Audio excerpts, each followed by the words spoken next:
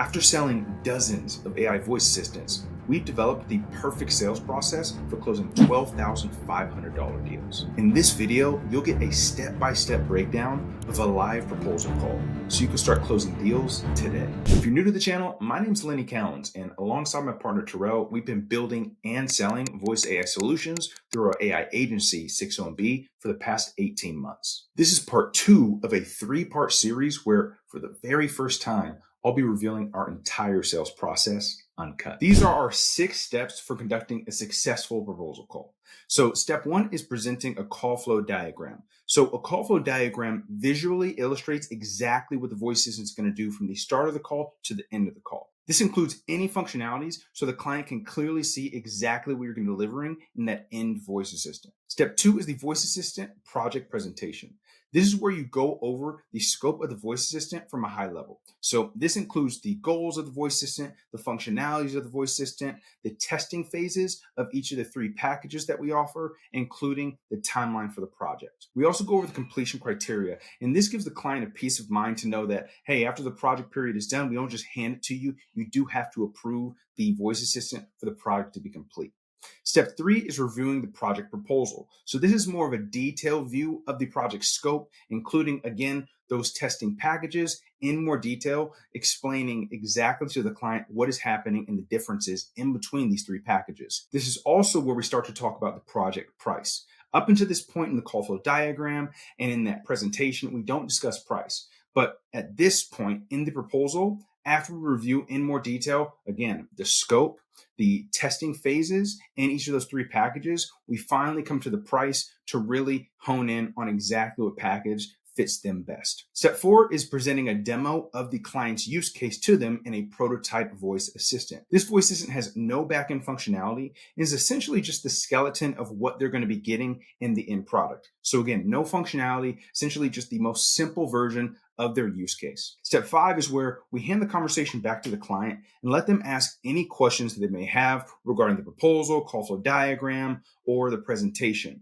This allows the client to get any questions they have out and, more importantly, feel comfortable moving forward. Step 6 is locking in the next call, which is the kickoff call. This is super important because you're not only setting expectations, but you're also giving the client a sense of urgency, because within that time span between this meeting and the scheduled next meeting, you want to have a decision whether they want to move forward or not move forward with the project. These are our 6 steps for conducting a successful proposal call.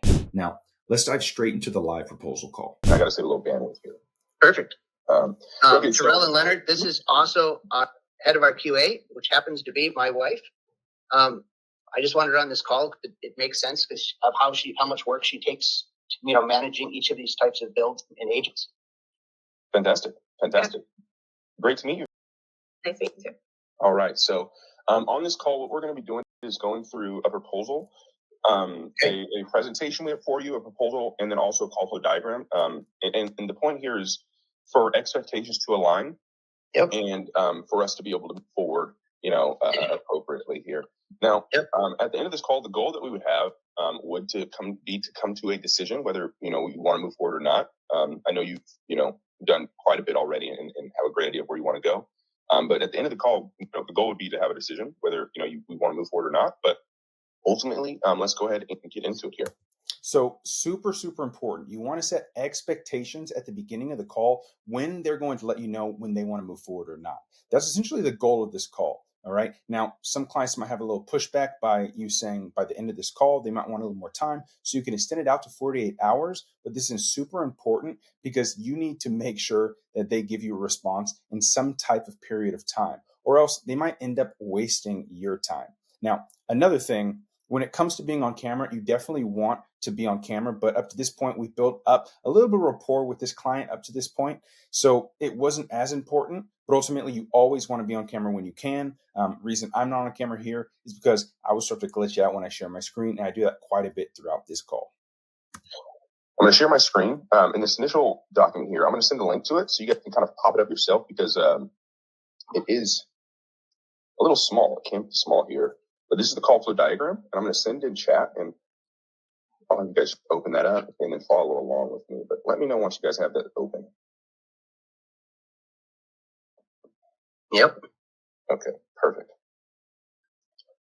All right. So this is just an illustration of what the voice system would be. And this is super important for step one. The call flow diagram, again, just illustrates exactly from start to finish and all the functionalities of the voice assistant that you're going to be delivering to the client. This helps them visually see exactly what they're going to be getting, so expectations are 100% clear and all the way transparent. Taking care of and doing on calls. So let's start at the top, where you see the inbound call and the voice assistant. So this voice assistant is going to have a few functions on call. The on-call functions, when you look to the right, would be the CRM, okay, for a caller lookup, and that's on-call. Knowledge base, and that's based off the business info and FAQs you provide, and then the POS integration, and that's for payment processing. When the voice assistant receives an inbound call, it tries to see if that caller is a returning customer or a returning caller, and that's via looking them up in the CRM via their phone number. From there, the voice assistant greets them, and a conversation ensues to qualify the caller's needs. All right. After the caller's needs are, essentially identified, the voice assistant presents a product based off of their needs. Now, if that customer or caller is interested, it will collect their personal information and info and process that payment, and then notify them the payment has been processed. Confirm that they need no further assistance, and then end the call. If they say no, then an objection handling stage will occur, where they will try and convince them. And if they continue to say no, then we'll just go straight to the quality assurance. And then lastly here, when you guys are reviewing, if they say yes after the objection handling, it's the same steps. They would collect the caller's personal and payment info, point of sale, integration, of course, process payment, notify the caller the payment has been processed, and then confirm they need no further assistance. At the end of each call, a couple things are occurring. And one is updating the caller status in the CRM, and the second is just updating the call dashboard, obviously for just analysis and improvements. But this is the call diagram that we created based off our initial conversation. Does this fit the description of what we talked about on our last call? Yep, 100%. Okay, perfect. And again, confirm that exactly what you have in that call flow diagram is exactly what they're expecting to receive at the end of the project. Perfect.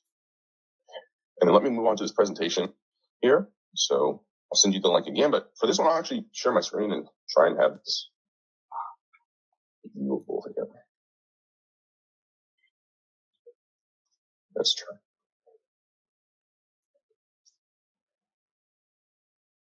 And if it does lag, let me know, and we'll make adjustment.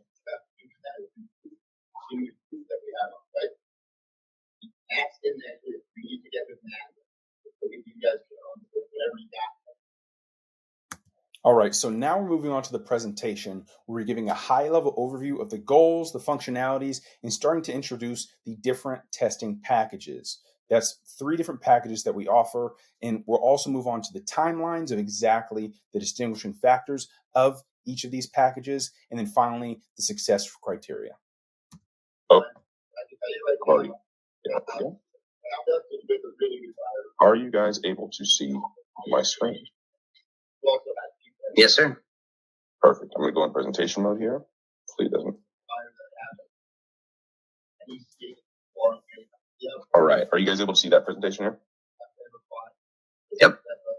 Okay, perfect. So the AI voice system. So this proposal outlines the development of a voice agent designed to streamline incoming call management. So when it comes to the goals and functionality, number 1 is user-friendly voice assistant. We're going to be developing an inbound voice assistant that provides a seamless process for service offerings. This is to be able to scale and fully automate the system. When it comes to the robust functionality, voice assistant is going to be able to handle different customer protocols, including greetings, qualifying customers based on their need, processing payment, and answering general questions. Ultimately, this is all in an effort to further have efficient workflows. All right, and what we're shooting for is the voice system will optimize caller interactions, providing quick, accurate service recommendations to aid in purchase decisions. Now, when it comes to the details of the packages that we kind of briefly high-level went over in our first call, development and the testing approach, there's 3 parts. Excuse me. All right, there's 3 parts. The part 1 or package 1, I should say, includes the voice system development and the good defensive user testing. So let's see here, the voice system development is essentially what we described, delivering a voice system that processes payments, answer common questions, update caller status in CRM, identify if a customer is a returning customer, qualify leads, and ultimately update the call dashboard. But that all occurs first, and the first package is the good defensive pat testing. And that's where it's a 2-week period where we essentially push it live to a limited group. And then based off your guys' feedback, we make improvements. In the middle package, which would be the better package, and we call it offensive red team testing, that's where we ourselves come into play and fill in a lot of holes based off of the feedback and some of the things that we observed at initial 2 weeks. So this is where we're really able to fine tune this thing quite a bit further and eliminate a lot of hallucinations and things that occur that we might have not seen based off of conversations in real time. And lastly, the third package is the best package. That's the eval system-led testing. And this is where we actually are evaluating each call based off of specific KPIs that we've identified. And it's straight up giving a score based off of specific criteria, whether that be, hey, did this thing qualify the person appropriately? Did it offer them the correct service? Did it offer them a service at all? Did it try and, if they said no, did it try objection handle? All these different things. But all those things are tested and a score is given. And at the end of that, at the beginning, we do a baseline of where the voice system is. And then after the 2 weeks, we do another baseline. But based off historically, after the better offensive testing period, the voice system accuracy was around 84%.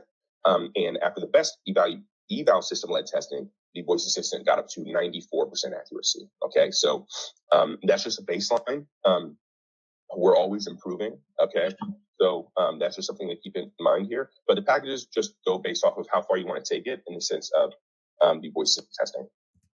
So we're really pushing on letting them know the accuracies of each of these tiers to push them towards that package, which is that $12,500 package. Now, there's reasons behind why that package delivers the most accurate voice assistance, and that's what we need to convey when going over all of the test packages that we're offering. All right, so product timeline, we kind of went over this, but in that initial package, the package is 2 weeks of development and 2 weeks of that testing. In the middle package, better, it's, again, those 4 weeks combined plus an additional 2 weeks of testing. And then finally, all 6 weeks plus an additional is the best, in totaling 8 weeks. So when it comes to success criteria, it's not, hey, we deliver it and it's good to go. Objectives need to be met. And that's what we're going to be reviewing next in the proposal document. But it's all based off of the goals and milestones outlined in that doc. And of course, you guys need to give us the final approval. So if, it's not. Leonard, could you flip back one just for a question for 2 slides? I think it's 2. There's that right there. So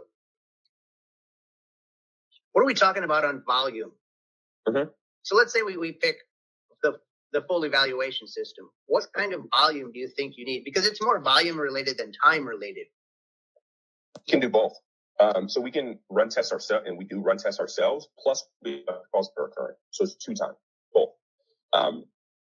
We run both tests.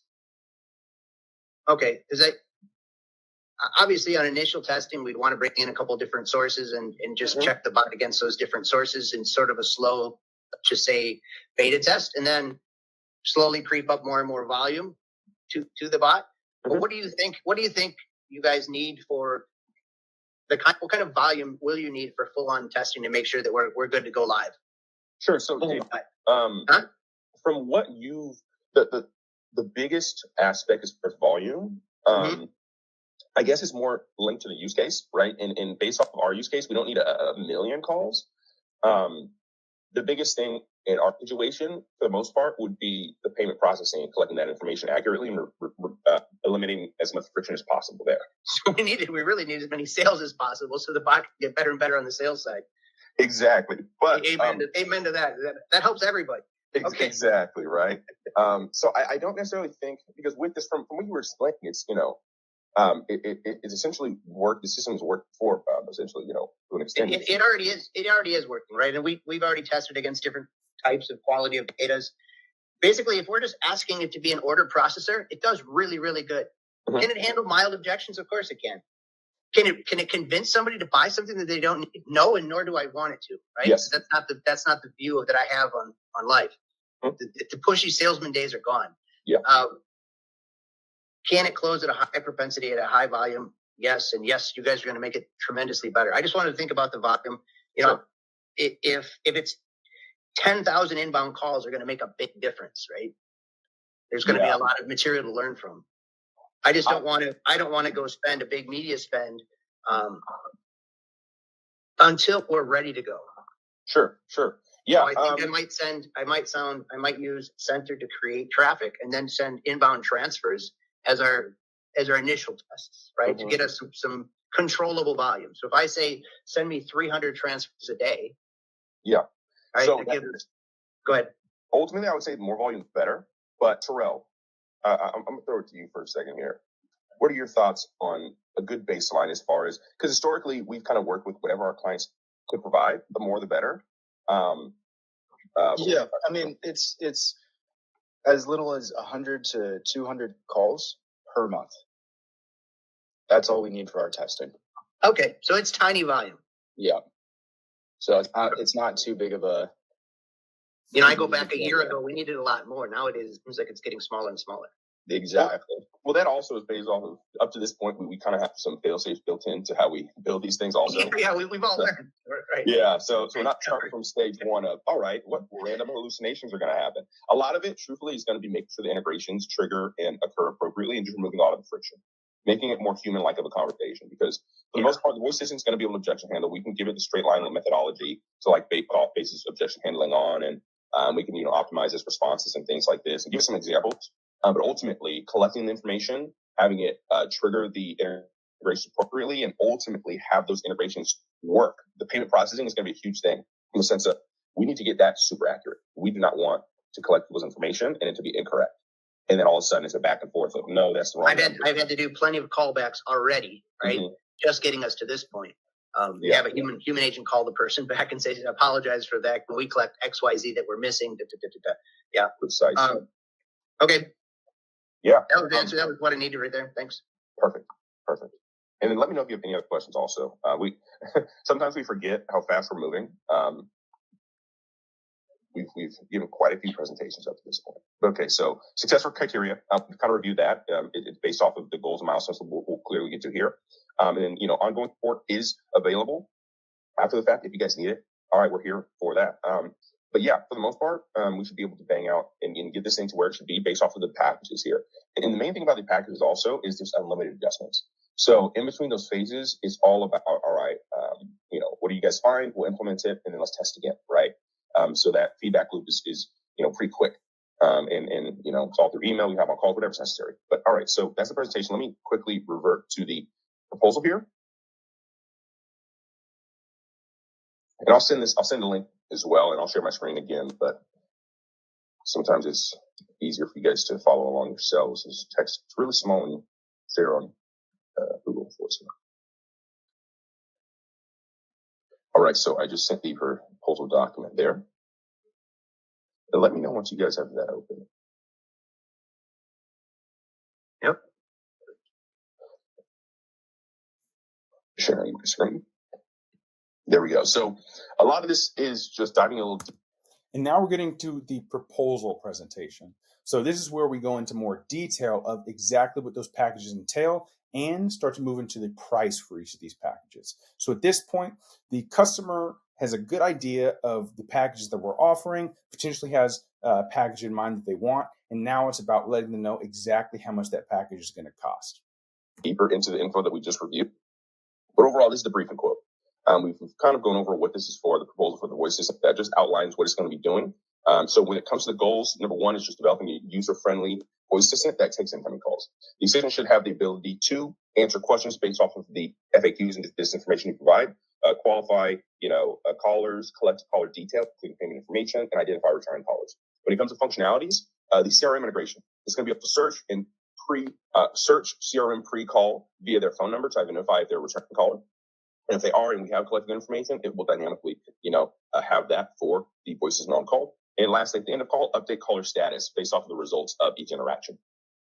When it comes to the payment processing integration, we need to be able to process payments, including after collecting that information, actually processing it through the POS system. And then lastly, update the call dashboard for just analysis continuously. We've reviewed the milestones here, but these are just the packages in more detail, kind of listing out again here. So, 2 weeks, so 4 weeks, the good, 6 and 8. So, the fee schedule or the pricing, you can scroll down there. Period of performance is 4 to 8 weeks, depending on the package you select. And then when it comes to the voice assistant, the base price for that deep testing would be $5,000. For the better, 8,500, and then finally 12,500 for the best, and that is an 8-week there. So based off of kind of what we've shown here, are there any questions on this document here? And now we've opened it up to just general questions. At this point, we've gone over the packages in quite a lot of detail. They'll get all of these materials in a follow-up email. We've broken down the price. They have a good idea of possibly what package they want to move forward with. And at this point, they're going to have some questions. So this is where we resolve all of those issues and questions that they may have up until this point in this call.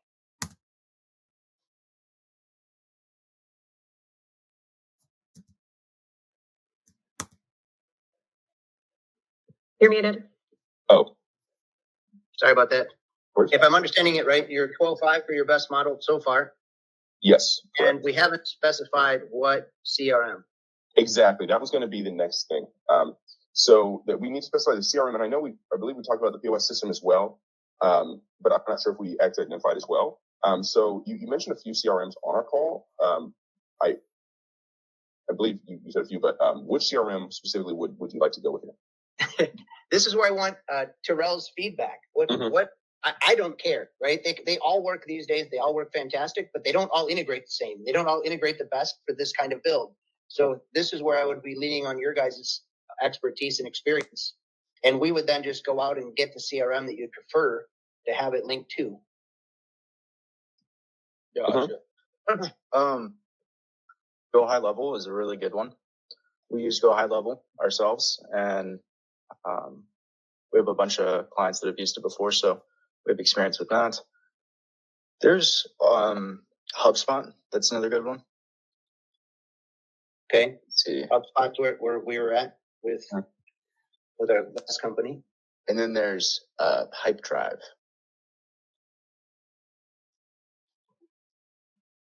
So now let me ask you this. Uh-huh. Let's say that we chose Go High Level, right? And I get the basic setups. Will you take it from there once I turn over the credentials? Because we're going to use it as a single source CRM only for this client, only for this product. Gotcha. Right? And then the next build that will move forward after this one's up and running is we'll build the customer service chain through AI bots for the same product line. Okay. So they're all so there'll be a follow up to this one, and it'll be in the same vein on that same level account. Yep. Okay. Yeah. My gut instinct, my partners like the HubSpot build. They really have tested all of them, and that's the one they really dig. So if you're cool with HubSpot and my partners are cool with HubSpot, that's probably where it'll land. Let's do that. That said, I don't want to have them buy their licenses for HubSpot and then pay somebody to do a bunch of develop out that, quite frankly, we don't need, because our development is going to be very specific for the AI usage. Does that make sense? Yeah. right. We can use Terrell. Yeah. I personally would say whatever you The developer, I don't mean this disrespectfully, but developers are accustomed to old school development for a human brain, for a human process. Whereas, as we've already talked about on the AI side, I don't need all of that fancy labeling and et cetera, to get the job done on the AI front. Yeah. Truthfully, we can work with anything. We can build with anything, and whatever you guys are most comfortable with probably works out the best. So when a client is asking you, for advice on a platform they should go with, whether it be a CRM or a calendar booking type of a platform, you want to go with, for one, what you know has the functionality necessary for the project, but for two, what they're most comfortable with. Ultimately, you need to be able to have the skills to work with a plethora of different CRMs and a plethora of different calendar integrations, or pretty much any functionalities that a client might want for the use case you're delivering. And it's important to let them feel comfortable, because ultimately you're building it on their end of things. So once you guys are done with the project, it's going to be on them to maintain, unless they want to continue on and purchase a support package from you. So we can just put HubSpot. I think that works. Okay. And Terrell, how much build would you want me to do within it? Yeah, so what I would recommend is setting up your contacts, like your contact records. So if you click into a lead, it has the fields that you would want it to have. And then setting up your sales stages and pipeline for each lead. So I think that would be good. Yeah, keep it very simple. Just keep it fairly simple. Yeah, at some point you want to build out some email sequences. So that'll become a priority at some point, but yeah, those are the main things. Well, I think I'm going to need to build out the email sequences rather early on because we'll need to be able to fire some sort of link for a DocuSign to the contract, right? Mm-hmm. And I'll need email eventually for customer service support. Mm-hmm. Okay. All right. So keep it fairly simplistic, but make sure we have all the proper fields that you can map to. Fantastic. Okay. Right. And I'll fill that in as well. We're going to be using HubSpot and then for the CRM and the POS system. Which POS system for payment processing are you guys using? Right now, it's ForkPoint. ForkPoint. Okay. FORTE point. I believe I sent you the, you can look it up. And the reason that we can't move from that one, there's plenty of other ones that we'd like to try, but with it being an insurance program, it has to be underwritten, and it's underwritten using that merchant account, that processor. Yeah, we're going to go, as long as we have access to APIs, David, we can build on anything. Now, you may notice we didn't go over a demo of their use case. Reason being is because they've already built out their own demo. They know it works. They have a good experience and expectation of voice assistants. So it's not necessary for this call, but in most calls, we build an actual prototype of the use case that they're looking to have delivered, no backend functionality, let them demo it live on the call so they can experience it live. Now, again, this is built on your guys' retail account, not theirs. So you're essentially just giving them access to a number to call and try it out. No worries. Let me stop sharing my screen for that. Perfect. Yeah. So after the call, I'll update this document with the appropriate listings there as far as the CRM, HubSpot, and the ForkPoint for the POS. Okay. So we'll be good to go there. Let me just take a note of this.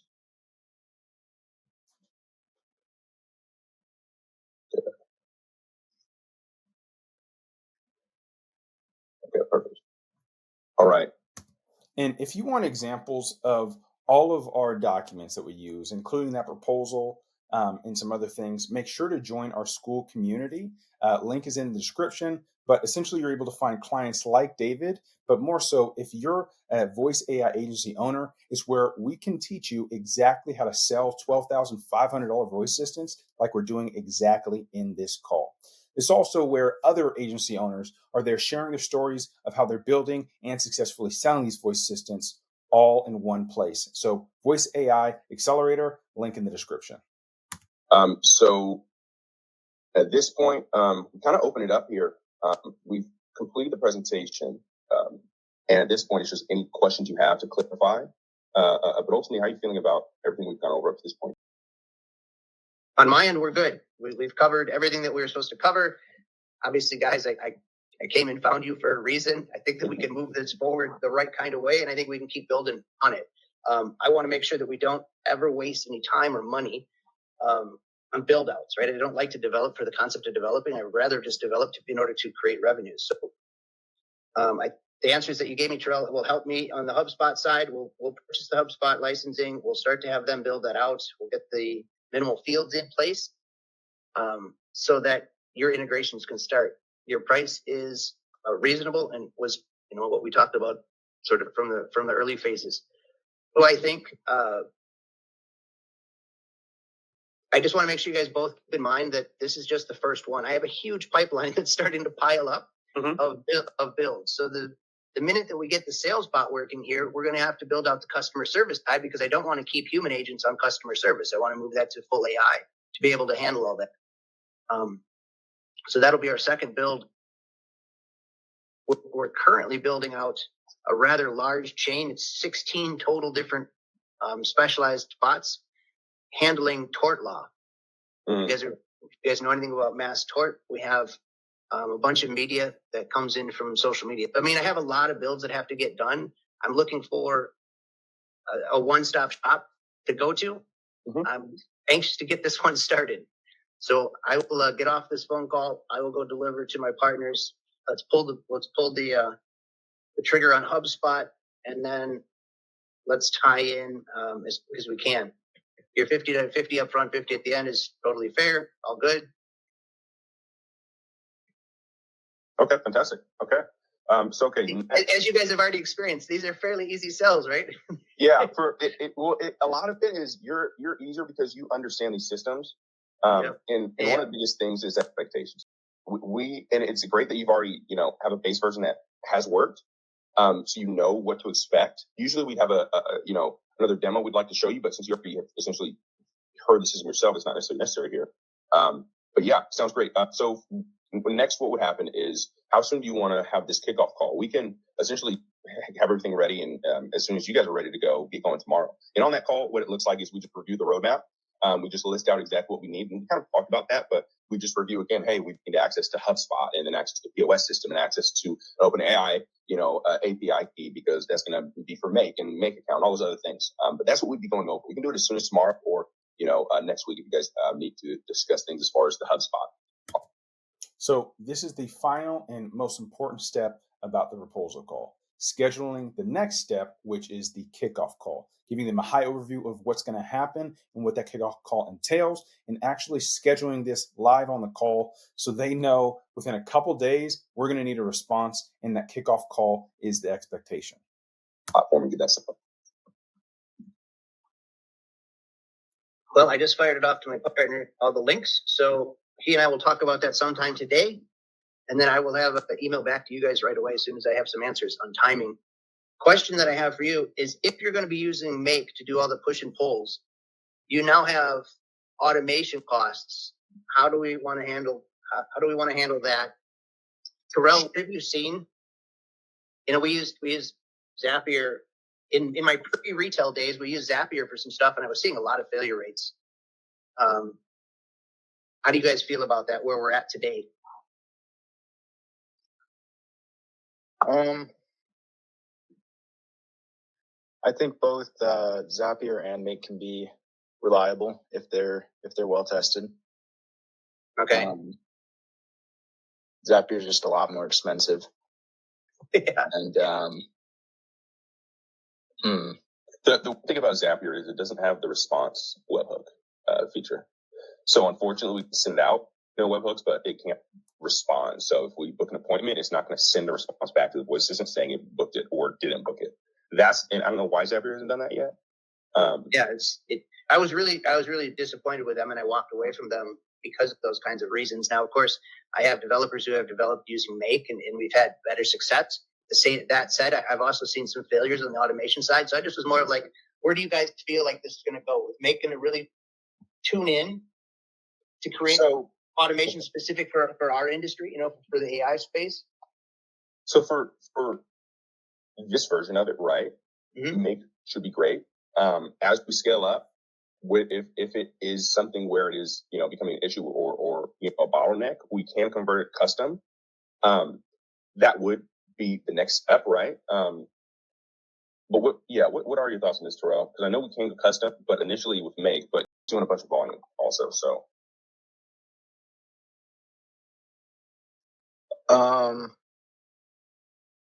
custom might make sense. And just do a native API integration. Yeah. So instead of using Make or Zapier, we can write our own backend code, and we can just host it on something that's super scalable, like Cloud Functions. So that would be a good approach. I still think starting with Make would be really good, because we can convert Make scenarios into code pretty easily. So that's what I wanted to know. That was what I needed. Thank you, Terrell. We just don't want to waste a lot of development time. So if you can convert to Make, to know that as we scale, we're going to have to go to a more native setup.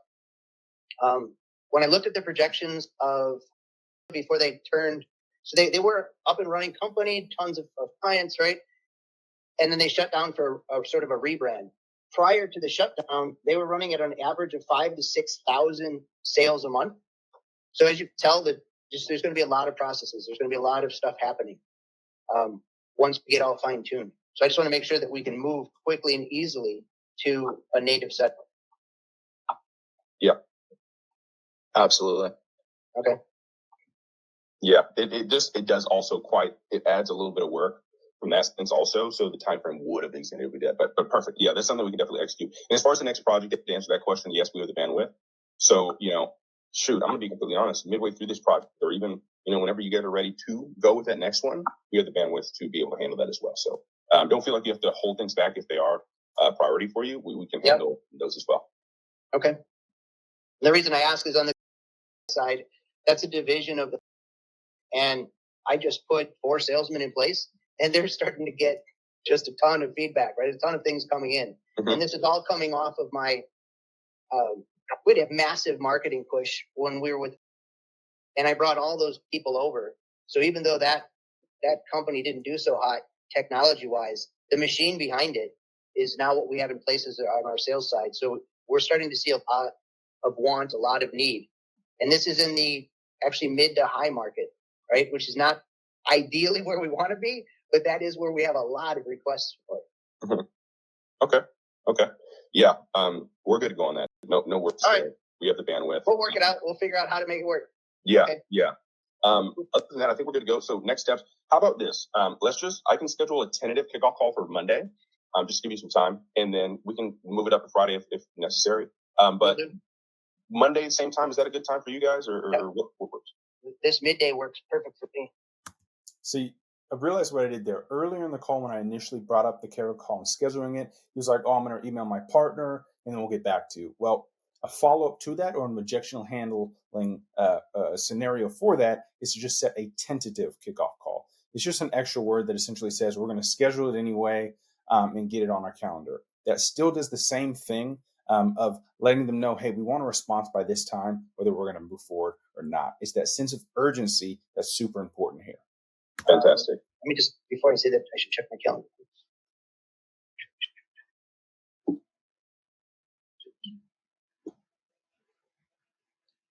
Yeah. Perfect. All right. I'll go ahead and send that out. I'll also Monday the 6th, correct? Yes. Yes. Yep. And so we'll follow up with all the information that we just sent in this document, plus the invoice and everything else necessary to get things going here. If you have any questions, feel free to reach out. But yeah, talk to you guys soon. All right. Thanks so much. All right, guys. Excited. It was great meeting you, Joel. Absolutely. Bye. Good to meet you guys. Bye. Well, that's it for today. And if you found this video valuable, please hit that like button. It really helps us reach a wider audience. If you want to see more content on Voice AI, make sure to smash that subscribe button along with that notification bell to never miss another one of our videos. We'll catch you next time. Peace.